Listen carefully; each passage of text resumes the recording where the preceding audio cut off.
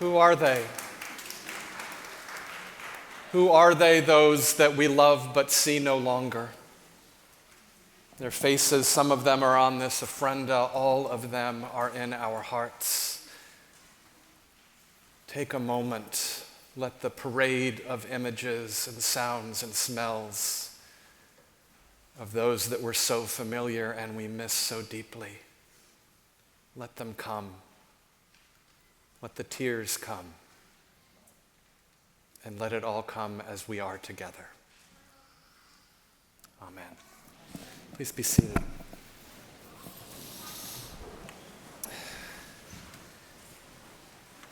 Jim leaned back in his chair a little bit, sighed, rolled his eyes, and smiled kind of a goofy smile. It was the kind of smile that said with the long-suffering humor that only a lifetime Chicago Cubs fan could muster, "How did I get myself into this?" It was 30 years ago. Jim was the rector of Calvary Episcopal Church in Columbia, Missouri, and I was fresh out of college, working part-time as a sports writer and full-time doing campus ministry at the church. But Jim was more than just my boss. Jim was the dad I never had. Now that might seem a strange thing to say. I love my dad. Many of you met my dad before he died this spring, and seriously, what is not to love about that man? Sweetest, kindest man you could ever meet, brilliant scientist with a heart of gold and a cute British accent. And there was always a distance between us that neither of us could seem to bridge. We loved each other, no doubt about that, and yet we were always just this slightly missed connection, even to the end. It's nobody's fault. Fault is seriously overrated. Some of you know the story of how he grew up in England and his older brother Jack, whom he adored, was piloting an RAF bomber over Germany in December 1944 when he was shot down and killed. And my dad's parents literally shut the door to Jack's room and never talked about it, not to my dad or to anyone. I used to say that it's Hitler's fault why I couldn't change a tire or fix anything around the house. In those days, those skills were largely handed down from father to son, and that chain broke when Jack was killed. And my dad learned to survive on his own, which tends to not make you that forthcoming in relationship. And then you got to pair that with my mom, who grew up in China Lake, a naval secret city in the middle of the Mojave Desert, and we were the very model of the non-communicative family. I literally found out my brother had been charged, gone to court, and sentenced to community service for a high school prank 2 days after the sentencing, when one of his friends asked me how my brother's court date went, and I had no idea what she was talking about. No, we were not the poster family for communication skills or showing affection. And so while they loved me and gave me so much, unconsciously, I looked for surrogate parents that could give me what they couldn't, because that's what we do. There was Pat Halls, one of my youth leaders in high school. Mom Pat, we called her. There was Nancy Greenstein, my first high school journalism teacher, who was maybe the first teacher I ever had who talked to me like an actual person. And then I went away to college. There was Jim Fallis. I loved the dad I had, but Jim was the dad I never had. And so hungry for that relationship, I would hang out in Jim's office at Calvary Church a lot, the way I could never hang out with my dad as a child. And he indulged me with loving conversation, like this one day where we were sitting at the table in his office and he was opening his mail. It was from a cemetery in Indianapolis, or Indianoplace, as Jim liked to call it, where his first wife, Beverly, was buried, and where he had a plot next to hers, and where the letter he had in his hand said that he now owned a plot for his current wife, Judy, on the other side of his plot. So I asked Jim what he was holding, and he painted the picture for me. Beverly on one side, Judy on the other, and him in the middle, right smack between wife number one and wife number two. And he sighed and rolled his eyes and smiled his goofy smile, imagining the complexities of an eternity of balancing the relationships between these two women he had loved and still loved so deeply. We didn't say anything more to each other. What was there to say? For all the certainty with which particularly Christians can talk about what happens after we die, the truth is it is the ultimate act of faith and conjecture. None of us knows. And in a world where we worship certainty and being in control, that is an inconvenient truth to say the least. And so we construct theologies and images and speak about what happens after we die with a vehemence and a certainty that belies and soothes the unspoken truth of our profound uncertainty and fear. For most of my life, I have found these theologies and images lacking. Frankly, they all, as my friend Rand says, look and sound way too much like a retirement villa in Coral Gables. And not surprising, because they come out of a culture that values property rights over everything else, and where our building blocks for these images are only what we know. Now, my mom's church, Self-Realization Fellowship, held on to the idea of reincarnation. You keep getting born and reborn until you've worked through everything you need to work through and achieve union with the divine. This actually made more sense to me than the typical line I had been fed in Christian churches, because at least it dealt with my problem that even if you live for 120 years, that's just a blip on the cosmic calendar. And it seems really odd that based on what you did for that relative nanosecond of human existence, you'd be granted heaven or sentenced to hell for all eternity. In fact, heaven and hell has never worked for me. That has always sounded much more like humans trying to control each other with mythology rather than a theology that fit into an infinitely wonderful and complicated universe. The truth is, in the intellectual sense, we don't know anything about what happens after we die, and yet that doesn't mean we don't know anything. Our hearts, our spirits know plenty. We know that there are people whom we have shared life with from brief moments to decades who have become such a part of us that it is impossible for us to imagine that they are no longer alive in some form, because that part of us that yearns for them is so real and deep, because they are still alive in our hearts and we feel their absence so deeply and painfully. The gospel reading we just heard is beautiful in its agony, because this is what it feels like, or it can feel like, when someone we love dies. It can feel like a veil being torn in two inside us, like a shaking of all the foundations of our lives and life itself. As grounded as we try to be in what we can control, the ultimate thing we cannot control can absolutely undo us. And so we fill the cloud of unknowing with words that are frankly not only cold comfort, but really problematic theologically. Most of which usually make me want to go 10 rounds with God without gloves. She's in a better place. Okay, well, if that's true, then why don't we all just go there together and get it over with? Oh no, but that's a sin, and we'll go to hell. So we just have to endure life until we are lucky enough to die. And you also say that life is good and a gift. Okay. Then there's a reason for everything. God has a plan.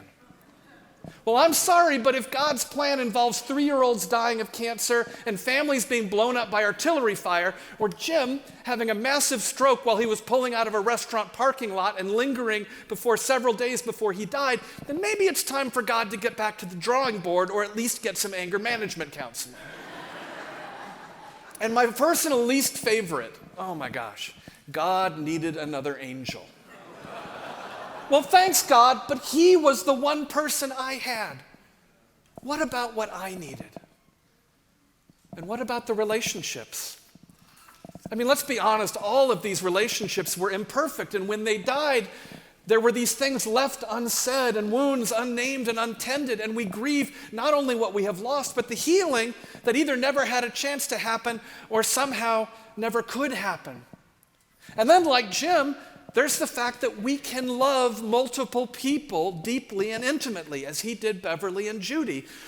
And while we think that should be comforting and worthy of rejoicing in, it doesn't translate well into a view of the afterlife that we have constructed in our own image, where the church and state have, largely for reasons of controlling people and property, maintained that you can only be in an intimate relationship with one person.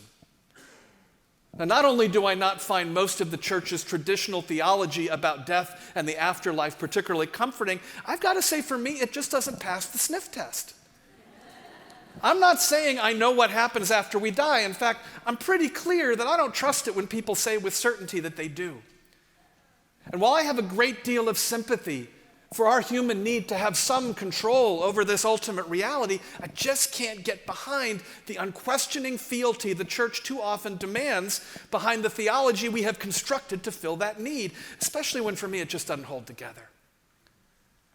So where does that leave us? In the realm of mystery and wondering and trust, where something in me just deeply trusts that makes what each of us, our basic essence, is so beautiful and powerful it cannot die, and deeply wonders what in the world that looks like. When my mother was dying, I kept vigil in her hospital room overnight while she slept in the bed and my dad slept in the chair next to her holding her hand. And one of those nights I couldn't sleep and I couldn't cry, and more than anything, I just didn't know. I had dealt with death before lots of times, but not like this. And my mom and I had a complicated relationship, kind of like with my dad. We had never really connected, but just before COVID, there had been a conversation that had felt like a breakthrough, something we could build on in the years ahead. Only the next time I saw her, she was on her deathbed. There would be no years ahead. It wasn't that I wasn't sad about my mom dying, but what's really tearing me in two was that after 50 plus years, it felt like we were just on the edge of healing and wholeness in our relationship, and then nope, sorry, time's up. And it just wasn't fair.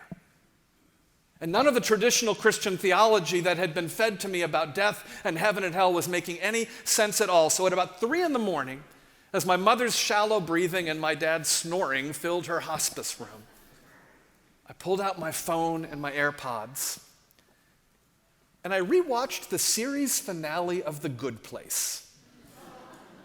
Now, without getting into it, and okay, spoilers, The Good Place was a brilliant half-hour comedy that explored theology and philosophy from the vantage point of a group of people who had died and gone to the good place, or heaven.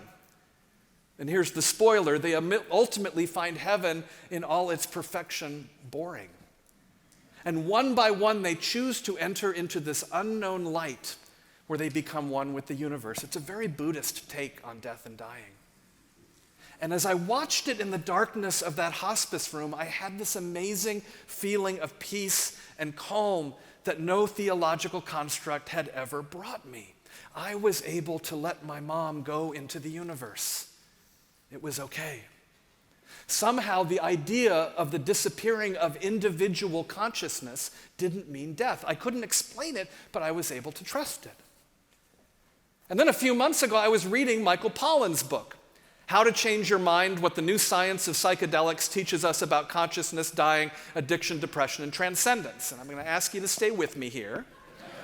This is an example of how you might not like my preaching or agree with me, but I pretty much promise you it won't be boring.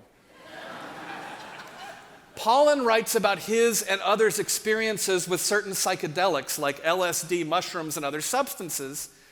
And an experience he relates both personally and from others is that of losing a sense of ego and personal identity, but maintaining a sense of consciousness, of basically being one with the universe. Now, at this point, I need to assure you there will be nothing unusual in the communion bread and wine this morning, I swear.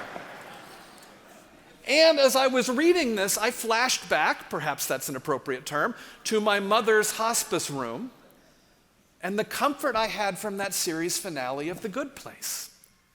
That these are people whose experience is saying it is possible to have a conscious experience that is not bounded by personal identity and yet still be conscious with a different sense of self. That there is an ability to continue to exist in different forms of consciousness.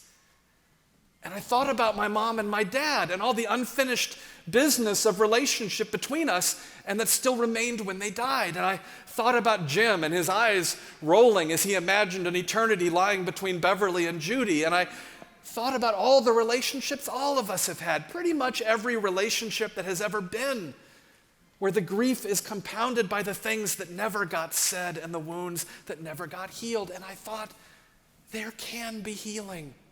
It's possible. And we don't have to imagine it happening in some heavenly therapy session, which frankly seems like a contradiction in terms, but merely that when our bodies die, those barriers to healing simply fall away. All love becomes non-possessive. There is just love and joy and wholeness. Now, I'm not saying this is what happens when we die, but I wonder if it might be, or something like it, where we are able to be fully present with each other and the whole universe and all the barriers between us, even if our own ego state barriers fall away, where we can love without possessiveness, give freely without fear, rejoice without ceasing, and where every wound is healed.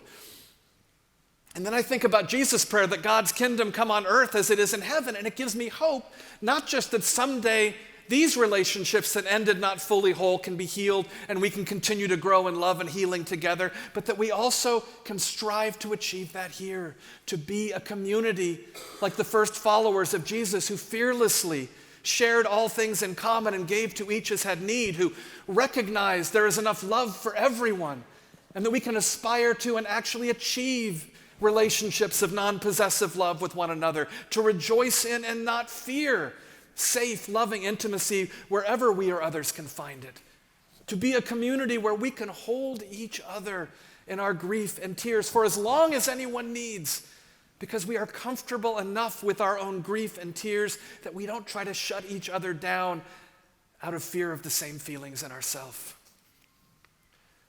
Russian poet Osip Mandelstam sings, "Of thy form, tormenting and unsteady, I could not catch hold within the fog. Lord, I cried, I uttered accidentally, not myself intending to say so. God's name, like a large bird unfurling from out of my breast, took flight. Ahead of me, dense fog is curling, and an empty cage is left behind." Maybe that is the journey of our liberation and healing, except instead of it being the singular of which Mandelstam sings, it is the plural. God leads us together out of the cages of all that binds us into the dense fog of unknowable, unseeable healing and love. My father and Jim are side by side on the ofrenda this morning, the dad I had and the dad I never had. My mom and Mom Pat, as we called her, are there too. And I trust that they are not just there, they are here. Right here. The fog is thick, and yet I know they are there. And I love you all. And the things unsaid, the wounds that were not yet tended, the misconnections that were never bridged, they are not cast in stone. They are not forever unsaid, unconnected, unhealed. There is misery in the cage and healing in the fog, and we join hands and enter it together and become whole. For centuries unto millennia, cultures way more ancient than our Euro-American one trusted that our ancestors are among us. I'm not sure when we got too smart for that ancient indigenous wisdom, but I think it's time to chart a course toward its return. Chart a course where we hold hands and leave the cage behind and make the fog our home. Our laws of physics tell us that nothing is ever lost, nothing. So how can we ever be lost from each other? Grieve with abandonment, Becca Stevens said when she stood in this pulpit for my installation nearly 7 years ago. Grieve with abandonment. There is more to grieve as we get older, and it becomes deeper and richer, she said. There's such deep wisdom there. We have so much to grieve and so few places that will hold us in love without judgment as we do. If we do nothing else, can we be that place? Can we be that community? Whether it be for the people on this ofrenda or the children who are dying in Gaza or anyone and anywhere in the world. Grieve with abandonment, but not without hope. And if you aren't able to muster hope, let this community of hope hold you and hope for you. There are more things in heaven and earth, Horatio, than are dreamt of in your philosophy. We do not need to be bound by inadequate theology based on fear and the need to control, either in this life or the next. Theology that tries to convince us that life has an end and love has limits. Grieve with abandonment, but not without hope. Grieve with abandonment, but not with fear. Grieve with abandonment, but never, ever alone. On this day and the days that follow, may we more fully become a community that does not join the world in fearing death and silencing grief, but embracing both death and grief as the gateway to healing and wholeness. On this day and the days that follow, may we hold each other in trusting or even trying to trust that far from hiding our tears, we can shout them and scream them, because though our tears are a powerful word of deep truth, they will never be the last word. On this day and the days that follow, may we be people less of comfortable certainty than we are of awe and wonder. May we find love without possessiveness and life without fear of loss. May we leave the cage behind and together dive into the fog. May we find strength in our tears and trust that we will hold each other and be held by each other and God until the last tear is wiped away. Amen.